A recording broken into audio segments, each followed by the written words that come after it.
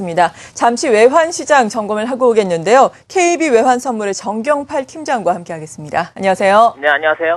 네, 달러화에 대한 원화 환율이 이틀 연속 올랐습니다. 특히나 오늘은 어제보다 변동성이 더욱더 컸는데요. 자세한 마감 동향 정리부터 해주시죠. 네, 말씀하셨듯이 달러 환율이 이틀 연속으로 상승했습니다. 어제 종가 대비 4만 50전이 상승한 1122원에 개장했고요. 오전장 중반경에 1125원 90전까지 상승했습니다. 그러나 이후 환율의 상승폭을 줄이면서 장중 한때 오늘의 개장가보다도 저점인 1118원 20전까지 하락했는데요. 이후 다시 반등하는 변동성 장세를 보인 끝에 어제 종가 대비 5원 50전이 상승한 1124원에 오늘 거래를 마감했습니다. 오늘 오전장 중반까지 환율이 상승했던 것은 어제 서울 외환시장에서 장초반 1111원대부터 보이기 시작한 달러원의 반등세가 연장된 결과라 볼 수 있겠습니다. 최근 중국의 경제 지표가 부진한 모습을 보이면서 상품 시장과 상품 통화가 급락한 바가 있고요. 이후 등장한 기술적 반등으로 인해서 시장이 다소 안정감을 되찾는 듯 보였습니다만 어제 아시아 시장에서부터 상품 시장과 상품 통화가 다시 하락세를 보이기 시작했고요. 이와 함께 원화 역시 다시 약세를 보이기 시작한 점이 지난밤의 여객 시장과 오늘 오전 서울 시장까지 연장되었다고 보겠습니다. 그러나 오늘 오전장 중반 이후에 달러엔이 저가 매수로 반등하면서 이로 인한 엔화의 약세가 엔화 매도와 상대 위험 통화들의 강세인 엔크로스 매도 거래로 이어지는 모습이었고요. 이 과정에서 원화 역시 동반 강세를 보인 점이 달러원의 장중 하락으로 이어진 것으로 보고 있습니다. 달러원이 개장 이후의 상승폭보다 장중의 하락폭이 더 큰 것으로 볼 때 서울 외환시장 참여자들은 엔화의 강세보다는 엔화의 약세 시에 나타나는 해외 위험 통화들의 강세 움직임에 더 민감하게 반응하면서 달러를 매도하고 있는 것으로 보여집니다.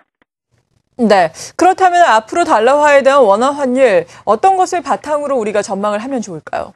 네, 최근의 시장은요, 세계 경제를 이끌고 있는 미국이나 중국 그리고 유럽까지 어느 한 곳도 투자자들이 기대기 어려운 상황이 이어지고 있다고 보겠습니다. 이는 위험 회피성 달러 강세가 지속되기에는 최적의 환경이라고 볼 수 있겠습니다. 지난번 발표된 미국의 베이지북이 미국 경제가 완만하게 상승 속도를 보이고 있다고 평가했습니다만 그럼에도 불구하고 시장의 위험 회피 성향이 진정되지 않았다는 것은 그만큼 시장이 가지고 있는 중국이나 유럽 경제에 대한 불안감이 크다고 볼 수 있겠습니다. 이러한 불안감은 예전 같으면 방향성이 분명한 엔화의 강세와 위험 통화들의 약세로 이어졌겠습니다만 현재는 일본 중앙은행의 공격적인 완화 정책에 대한 기대감 때문에 꾸준히 달러 엔의 저가 매수세가 등장하고 있고요. 이에 따른 엔화의 약세가 엔화와의 크로스거래 관계에 있는 상대 위험 통화들의 강세를 유도하면서 서울 외환시장에서는 달러 원의 상단을 제한하는 재료가 되고 있습니다. 이러한 시장의 동향을 고려할 때 달러 원은 당분간 1120원을 전후한 박스권 행보를 지속할 것으로 보고 있습니다. 이 박스권을 벗어날 수 있는 주요 변수로서 주목할 만한 것은 과연 유럽 중앙은행이 독일 중앙은행 총재가 지난밤 시사한 것처럼 금리 인하를 단행할 것인가 하는 점이 되겠습니다.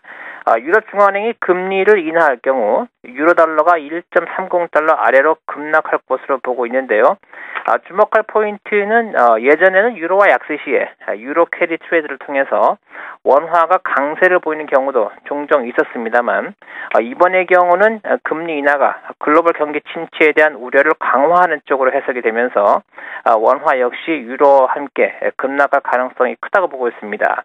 5월 초로 예정되어 있는 유럽 중앙은행의 통화정책 회의가 그 어느 때보다도 중요한 이벤트가 될 전망입니다.